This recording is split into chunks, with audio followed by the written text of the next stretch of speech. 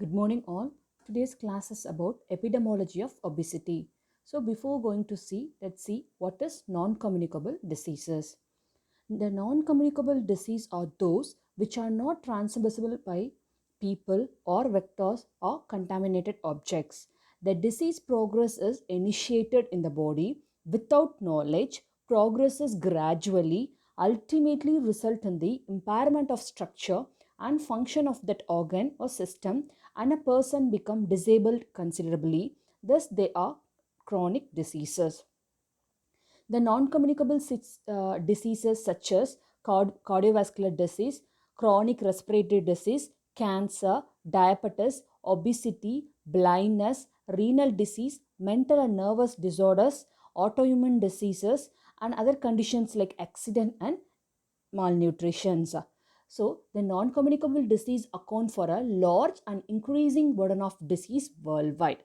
It is currently estimated that non-communicable disease account for approximately 60% of global death and 43% of global disease burden. This is projected to increase to 73% of death and 60% of death burden by 2020. So the characteristic of non-communicable disease are they progress slowly and last longer. The disease progress is initiated without knowledge. They limit the productivity by causing disability or causing impairment in the structure and function of the organ and a system, and it require a long-term treatment. The treatment is by more than one drug, resulting in a financial burden, often result in a premature death.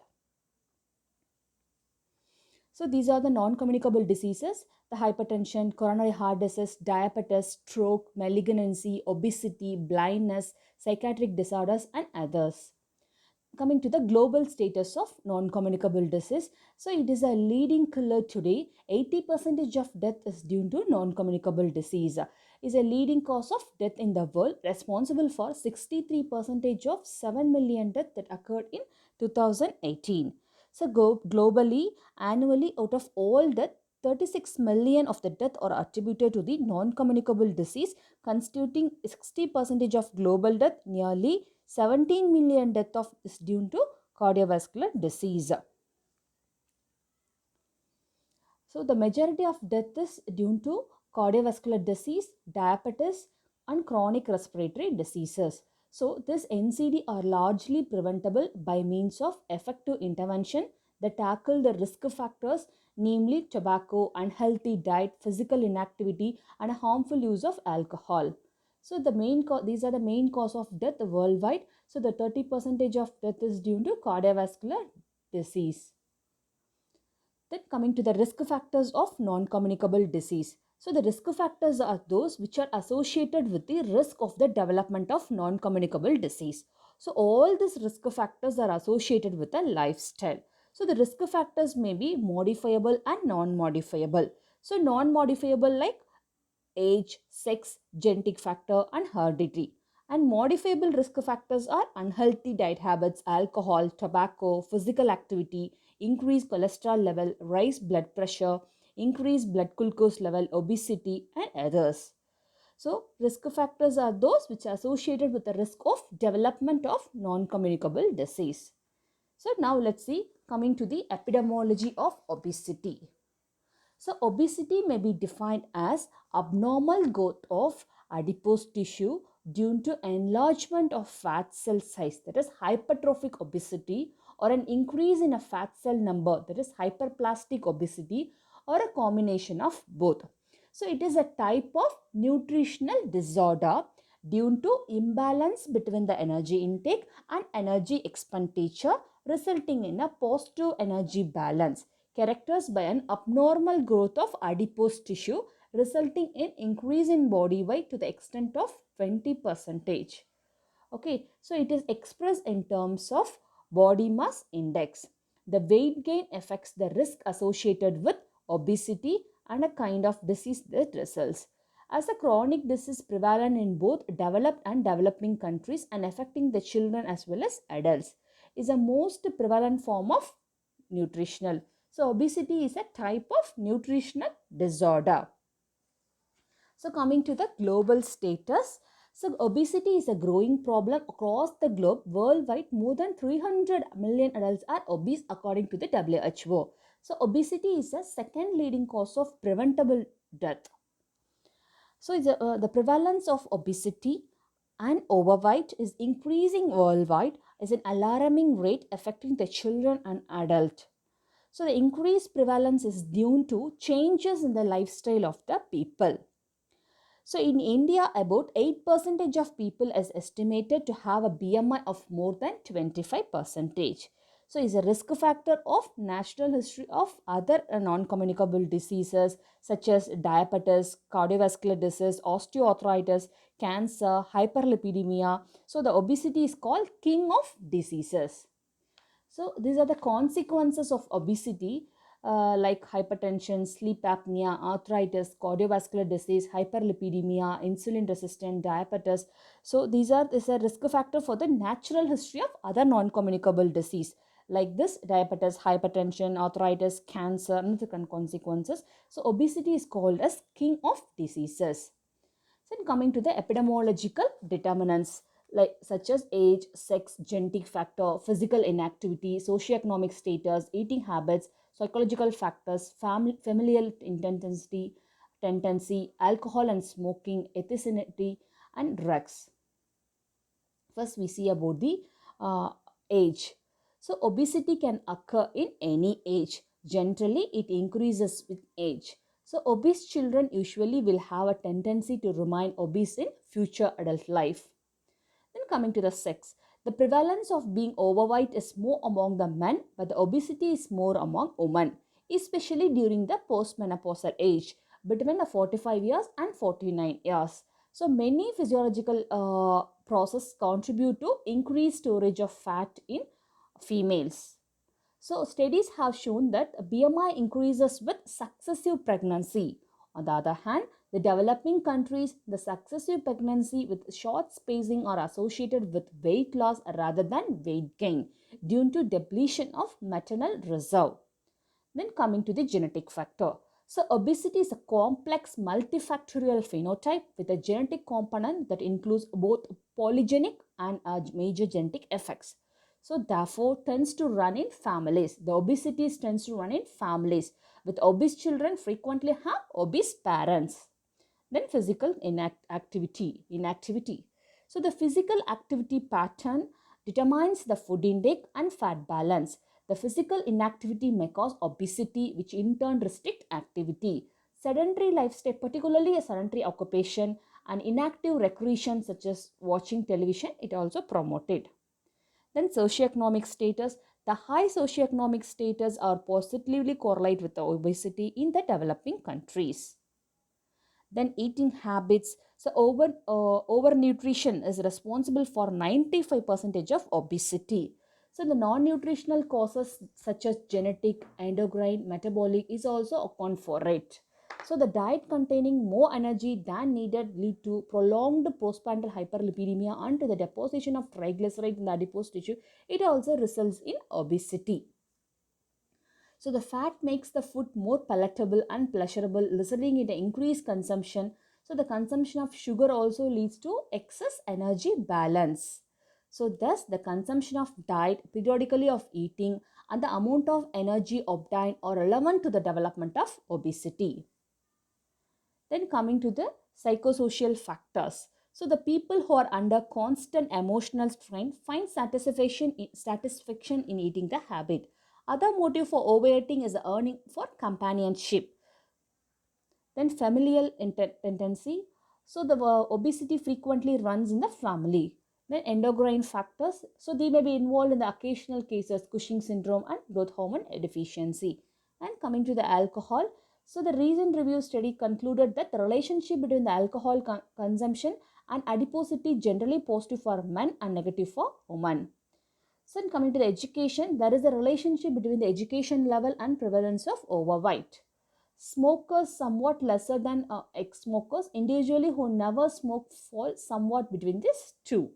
So the smoking increases the metabolic rate and decreases the food consumption. Thus smoking and obesity are inversely related to the smokers often gain body weight after giving up the habit. And ethnic groups in the many intestinal especially appear to have susceptible to the development of obesity and its complication. The drugs like corticosteroids, contraceptives, insulins are also cause weight gain. Then use of BMI to classify the obesity. So the body mass index is a simple index of weight for height. This is commonly used to classify the underweight, overweight and obesity in the adult. It is defined as weight in kilograms divided by square of the height in meters. So for example, the adult who weight is 70 kilogram, who height is 1.75 meters, will have a BMI of 22.9. So the classification, the WHO classification is based primarily on the association between the body mass index and mortality. So these are the classification of adults according to the BMI. So underweight is less than 18.5, the overweight is more than or equal to 25, and the pre-obese is 25 to 29, obese 1 is 30 to 34.9, and the obese 3 is more than or equal to 40 according to the BMI. So these BMI values are age dependent and the same for both X. The risks are associated with increasing BMI above 25. Then coming to the assessment of obesity. So the body compositions are under active mass, fat mass, extracellular fluid and connective tissue. The most widely used criteria are body weight, skin fold thickness, waist hip ratio and others. So these are the various indicators such as body mass index, Pontoral index, Broca index, Lorentz formula and corpulence index. So these are the index are used to calculate the basal body mass index. So these are the indicators. So these are the various indicators. The obesity is expressed by this indicators. Then skin fold thickness, it is a rapid and non-invasive method of assessing the body fat. So the measurement is taken by all the four sides, mid triceps, biceps, subscapular and suprailiac regions. So the measurement should be less than 40 mm in boys and 50 mm in girls. So the skin fold thickness is the rapid and non-invasive method for assessing the body fat. Then waist hip ratio is an increased risk of metabolic complication for the men whose circumference is more than 1 or 2 centimeter and the woman whose circumference is more than 88 centimeter. So these are the risk of health problems associated with obesity. So is a risk greatly increased. They have an increase for diabetes, gallbladder disease, dyslipidemia, insulin resistance and sleep apnea. So moderately they have coronary disease, hypertension, osteoarthritis and gout. Slightly increased cancer, polycystic uritis and they have low back pain due to obesity. So these are the health problems, are the consequences associated with obesity. So the hazards of obesity are, so they have increased morbidity and increased mortality. Then coming to the prevention and control. So it is difficult or not possible to control obesity caused by non-modifiable factors such as age, sex and genetic factors. The preventive measures should start early in life because once obesity is developed, it is difficult to treat and health consequences are associated with obesity may not be fully reversible by weight loss. So main aim is to maintain the BMI between 18 and 25 throughout the adult to prevent the development of overweight, to prevent the progression of overweight to obesity, and to prevent the regain of weight among these obese patients who have already lost some weight. So some of the strategies are, first, dietary changes. So dietary changes, what are the dietary changes? So refrain from overconsumption of fats and carbohydrates. The diet should contain a suitable proportion of cereals, legumes, vegetables and fiber content should be increased. So the food intake should not be greater than what's necessary for energy expenditure. So dietary changes should be taken. Then physical activity, increase physical activity. So regular physical activity helps in increasing energy expenditure. So sedentary lifestyle should be discouraged. Then coming to the health education. So the people are educated about the hazards of obesity and its prevention by healthy diet and lifestyle. It will be promoted from early stage. So then coming to the summary. So it is a type of nutritional disorder due to imbalance between energy intake and energy expenditure, resulting in positive energy balance. And characterized by an abnormal growth of adipose tissue, resulting in an increasing in the body weight to the extent of 20% or more of the standard weight of person age, sex and height. So the obesity is expressed by the four indicators, namely corpulence index, body mass index, waist circumference and waist hip ratio. So obesity is a risk factor in the natural history of other non-communicable diseases like diabetes, cardiovascular disease, osteoarthritis, cancer, hyperlipidemia and their consequences. So obesity is called king of diseases. So coming to the prevention and control.